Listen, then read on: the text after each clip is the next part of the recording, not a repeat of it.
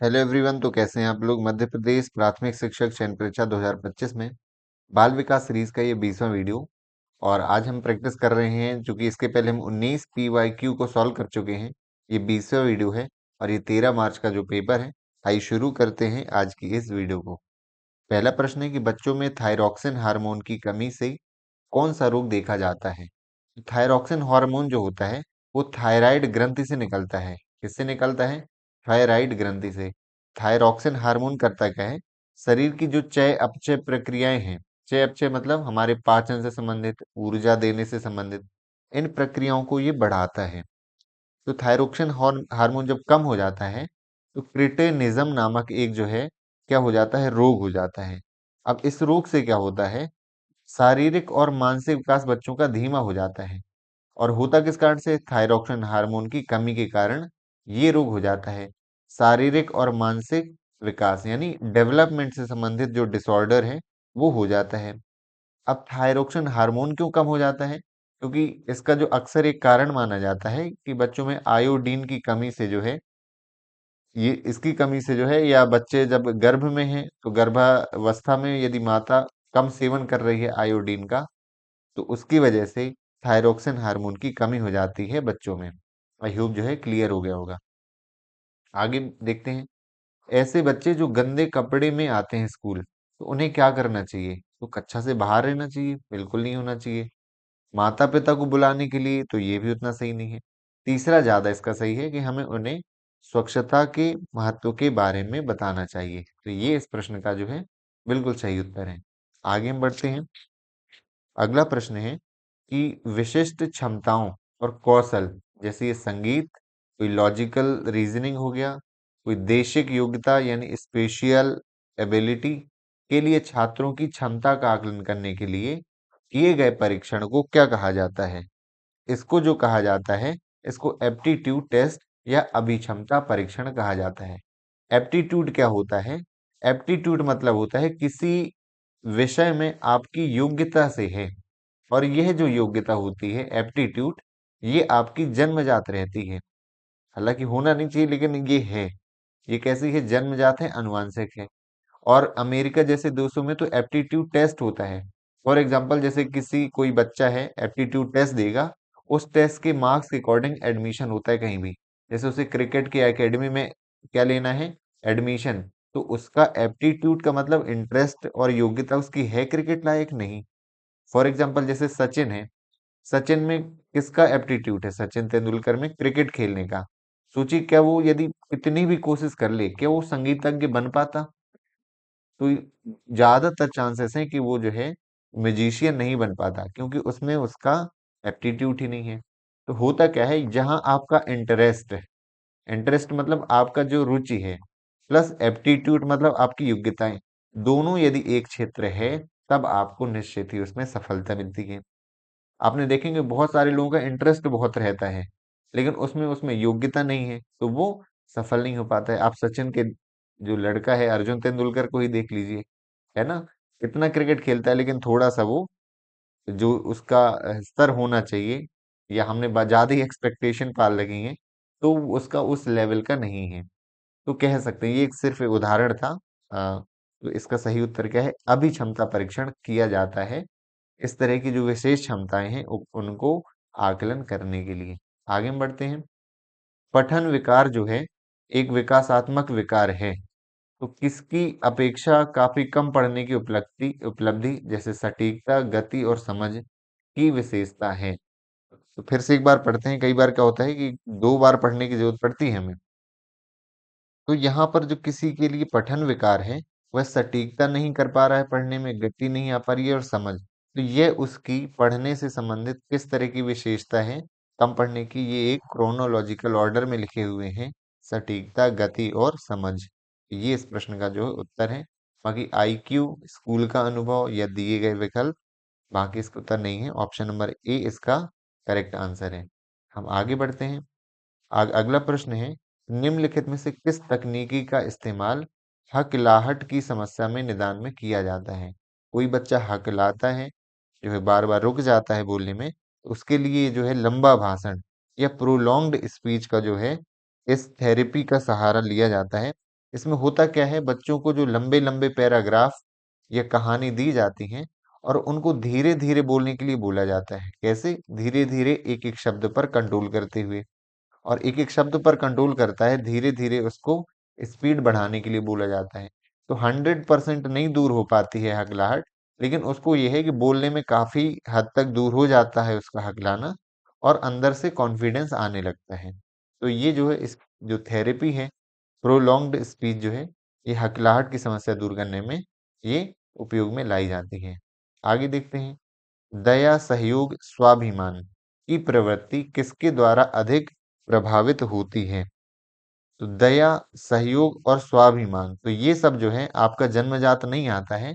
आपका एनवायरनमेंट में जैसे रहते हैं, वहाँ समाजीकरण सीखते हैं वातावरण में रहकर, तब ये सारी प्रवृत्ति जो है आपको जो है प्रभावित करती हैं, प्लस वातावरण को में प्रभावित होती हैं। आगे हम देखते हैं, भाषा सीखने के लिए जो है कौन सा कारक सबसे महत्वपूर्ण है? तो भाषा सीखने के लिए क्या होना चाहिए? अच्छी तरह से विकसित भाषा का वातावरण होना चाहिए, व्याकरणिक नियम, विषय आधारित प्रश्न या उस भाषा की पुस्तकें। अब भाषा सीखने के लिए नहीं, भाषा हम बच्चों को सिखा रहे हैं क्लास में, इनमें से क्या होना चाहिए? देखिए, व्याकरणिक नियम तो है नहीं है, या पाठ्य पुस्तकें नहीं है कि सबसे इम्पोर्टेंट पाठ्य पुस्तक रहती है। तो यहाँ पर जो आयोग ने उत्तर दिया है कि विषय आधारित प्रश्न ये होना चाहिए, लेकिन जब डिटेल में एनालिसिस करते हैं तो उसमें यही है कि हम जितना अधिक वातावरण बनाएंगे विकसित भाषा का, तो वो उसका जो है उतना ही अधिक क्या होगा, भाषा सीखने की प्रवृत्ति बढ़ेगी बच्चों में। ऑप्शन ए जो है इसका करेक्ट आंसर है। मैं आयोग का इसीलिए उत्तर बता देता हूँ ताकि आपको पता लगे कि आयोग द्वारा जो है काफी सारे गलत उत्तर दिए गए हैं। भाषा के किस सिद्धांत का दावा है कि भाषा कंडीशनिंग का उत्पाद है? कंडीशनिंग का मतलब क्या होता है? अनुबंधन। जैसे शास्त्रीय अनुबंधन देखा है आपने पावलाव का, तो उसी तरह से। तो कंडीशनिंग का वही मतलब हो गया कि पुरस्कार या दंड, पुरस्कार के द्वारा वो काम आदमी रिपीट करता है, दंड कोई दिया जाए तो नहीं रिपीट करता है। तो सेम भाषा में भी मानते हैं कि भाषा जो है, लोग गलतियां कर करके कि गलतियों को नहीं दोहराते हैं, जो अच्छे शब्द हैं उन्हें दोहराते हैं। इस सिद्धांत को व्यवहार सिद्धांत कहा जाता है, बिहेवियरलिज्म थ्योरी कहा जाता है इस सिद्धांत को। आगे हम बढ़ते हैं, अंतः विषयक निर्देश सबसे बड़ा लाभ क्या है? अंतः विषयक जो निर्देश कहलाता है, मतलब एक विषय है, मान लीजिए कोई हम जलवायु पढ़ा रहे हैं, उसके अंदर जितने टॉपिक कवर हो रहे हैं, चाहे साइंस से रिलेटेड हो, उसी के अंतर्गत आ गया आपका विज्ञान से रिलेटेड टॉपिक, भूगोल से, एक ही विषय में जो हम बहुत सारे अलग अलग संदर्भ को लेके चलते हैं, उसे अंतः विषयक जो है निर्देश कहा जाता है। तो आगे इससे लाभ क्या होते हैं? तो इससे जो सबसे बड़ा लाभ है वह है कि एक तो नापसंद होने की संभावना कम हो जाती है, हालांकि हो सकता है ये। शिक्षकों को अधिक लचीला होने की अनुमति है, पाठों को नए शिक्षण ज्ञान को सामान्य बनाने और लागू करने का अवसर दिया जाता है। तो यही सही है कि छात्रों को कई संदर्भों में, यहाँ पर क्या मैंने हमने देखा है कि कोई एक नॉलेज को कई संदर्भों में पढ़ने का या सामान्य बनाने का अवसर प्राप्त होता है। किसके द्वारा? अंतः विषयक निर्देश के द्वारा। आई होप जो है समझ गए होंगे। जब कोई व्यक्ति धूल भरी आंधी में बाहर होता है तो अपनी आंख बंद करना किस प्रकार की प्रतिक्रिया है? हम धूल भरी आंधी में जाते हैं तो अचानक आंख हमारी बंद हो जाती हैं, तो इसे सहज वृत्ति प्रतिक्रिया कहते हैं, इंस्टिंक्टिव रिएक्शंस कहा जाता है इसे। तो ये जो है इस प्रश्न का सही उत्तर है। आगे हम बढ़ते हैं। अगला प्रश्न है कि शिक्षकों की कौन सी भूमिका बच्चों को सीखने में मदद करती है? तो बच्चे किस तरह से सीखेंगे कि जैसे छात्रों में आत्मविश्वास का विकास करें, तो ये वैसे सबसे सही यही उत्तर होगा। छात्रों में हम आत्मविश्वास जागृत करेंगे, बच्चे और अधिक सीखेंगे। बच्चों से दोस्ताना संबंध बनाएंगे तो ये भी ठीक है।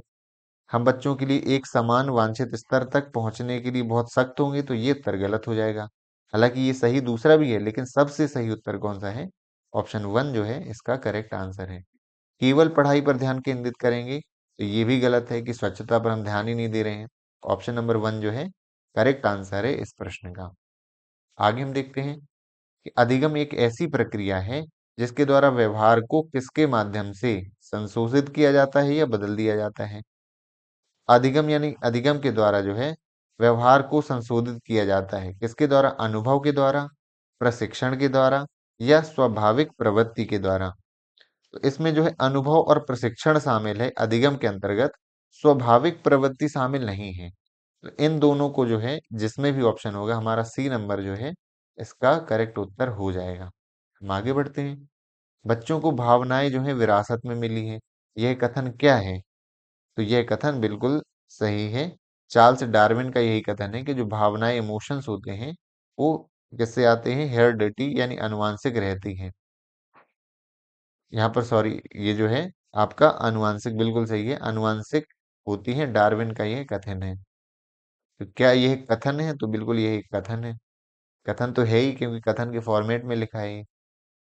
निम्नलिखित में से कौन जो है किशोर अपराध की मनोवैज्ञानिक कारणों के अंतर्गत नहीं आता है? जो किशोर अपराध होते हैं तो किशोर अवस्था में उनके मनोवैज्ञानिक कारण क्या नहीं है? कि स्कूल में खराब माहौल, निम्न बुद्धि स्तर, बाधित इच्छाएं या भावनात्मक असंतुलन। तो देखो, ये सब चीजें तो आएंगी कि भावनात्मक असंतुलन जो है, निम्न बुद्धि स्तर का होना कई बार जो है अपराध का कारण बनता है, जो आपकी इच्छाएं बाधित हो रही हैं। लेकिन स्कूल का जो खराब माहौल, आप ये बताइए कि किसी स्कूल में बच्चे अपराधी हैं, इस वजह से खराब माहौल होता है कि खराब माहौल है इस वजह से बच्चे अपराधी होते हैं? तो बच्चों की वजह से या अपराधी प्रवृत्तियों की वजह से खराब माहौल होता है। तो यहाँ पर जो है डी नहीं होगा। मनोवैज्ञानिक कारण नहीं है किशोर अपराध का कि स्कूल का माहौल खराब है। स्कूल का माहौल खराब होता है जब किशोर अपराधी होते हैं यहाँ पर। तो डी नंबर जो है इसका सही उत्तर है। आयोग ने भी इसी को सही उत्तर माना है। आगे हम देखते हैं, किस वर्ष से अपराधी परिवीक्षा अधिनियम अधिनियमित किया गया? अपराधी परिवीक्षा अधिनियम जो है यह 1958 से। और इसका मतलब है कि अपराधी को सीधे दंड ना देकर कई बार जो है उसको कम दंड देना या सुधरने का मौका देना। फॉर एग्जाम्पल, किसी कोई जैसे कोई इंसान है, कोई व्यक्ति है, उस समय यह नियम बनाया गया कि कई साल से कम है, उसको सजा कम दी जाए और उसे सुधरने के अवसर ज्यादा दिए जाए। कोई 21 साल से अधिक है, सेम अपराध के लिए 21 साल से ज्यादा वाले को ज्यादा ज्यादा सजा मिलेगी, इसको कम मिलेगी। ऐसा उस समय बनाया गया था। हालांकि अब 18 वर्ष का जो है प्रावधान है कि 18 वर्ष से कम होता है तो उसे कम से कम सजा दी जाती है बच्चों को।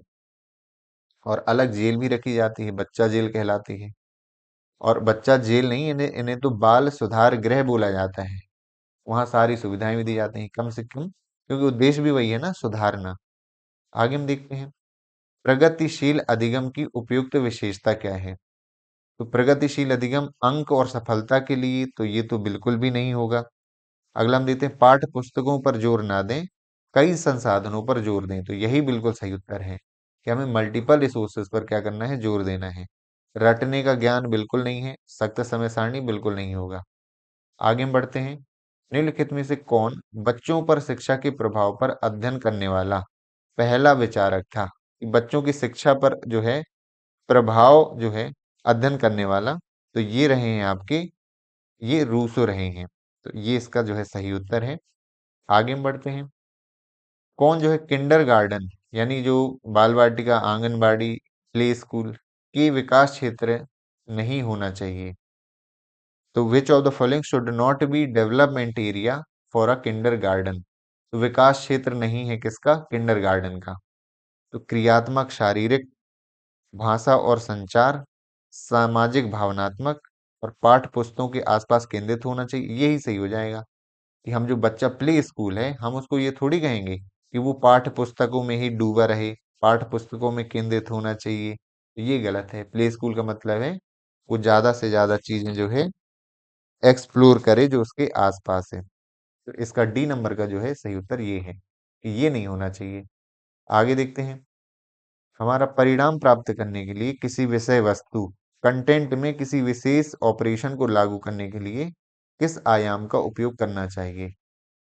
तो यहाँ पर किसी विषय वस्तु में जो है ऑपरेशन लागू करने के लिए या परिणाम प्राप्त करने के लिए उसे उत्पादन बोलते हैं, प्रोडक्ट बोलते हैं। ये एक लॉजिकल क्वेश्चन था, आप जो है लॉजिक देके थोड़ा सा लगा सकते हैं कि परिणाम प्राप्त करने को ही प्रोडक्ट बोलते हैं, उत्पादन बोलते हैं। तो ये सही उत्तर है।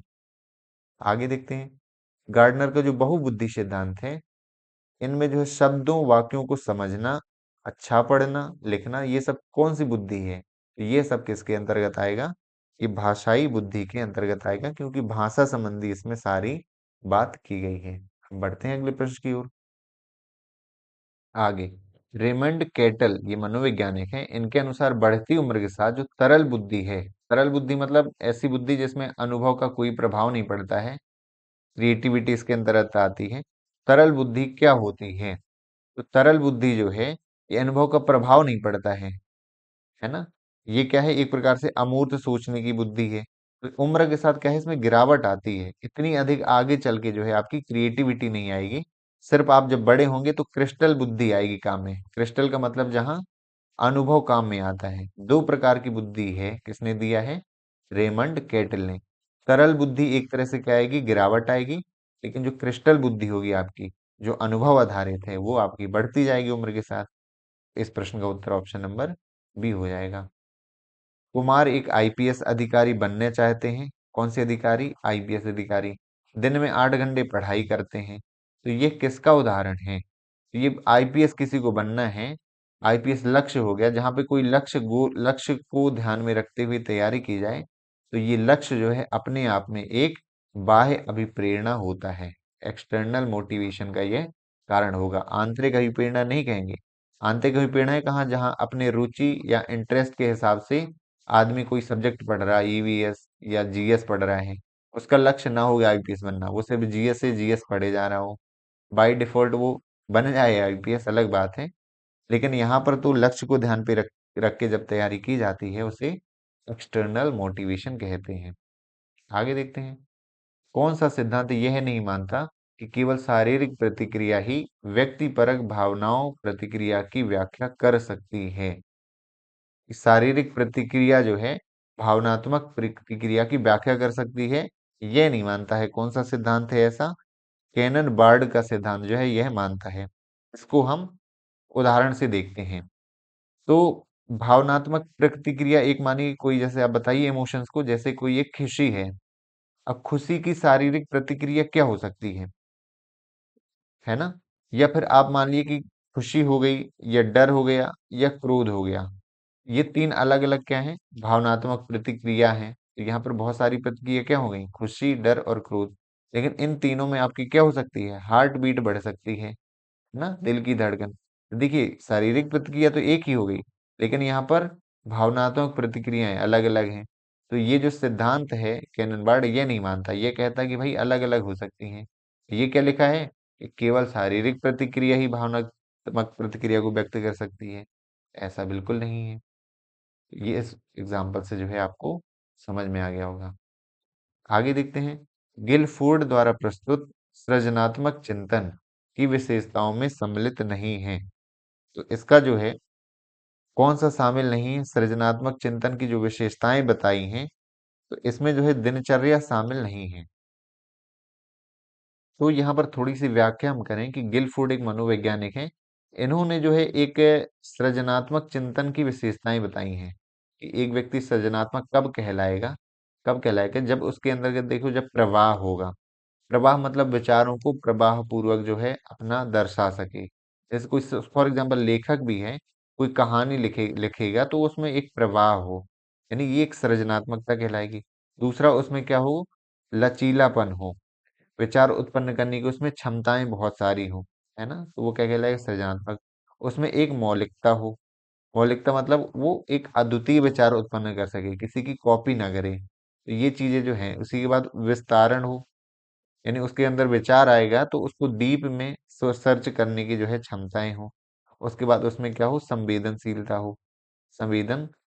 हो। तो देखो ये चीजें जो है सृजनात्मक चिंतन में, लचीलापन भी आ गया, प्रवाह आ गया, लेकिन दिनचर्या जो है ये कोई सृजनात्मक चिंतन की विशेषता नहीं है कि जो रूटीन है आपका।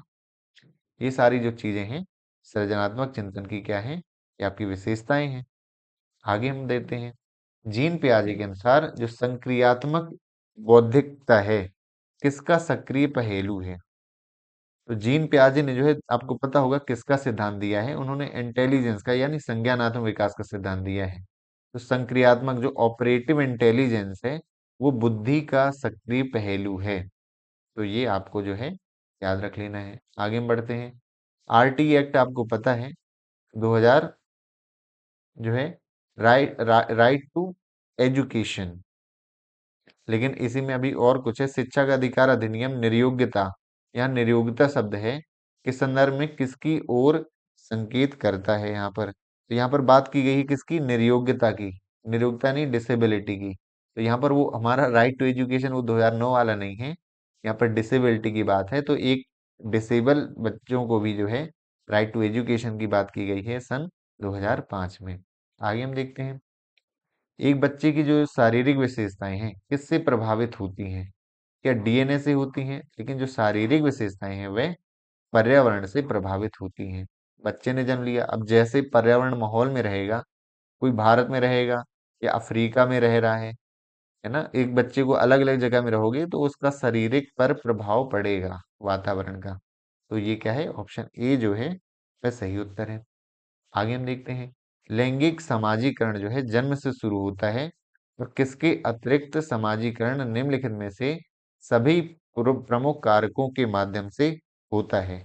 परिवार में समाजीकरण होता है, ट्यूशन, संचार मीडिया में। लेकिन शिक्षा जो है, शिक्षा अपने आप में एक स्थान नहीं है, शिक्षा तो हर जगह ही होती है बच्चे की, लेकिन परिवार एक ऐसे स्थान है, ये चीजें जहां पर उसका समाजीकरण होता है। शिक्षा में समाजीकरण नहीं होता है, शिक्षा तो सभी में इंक्लूड है।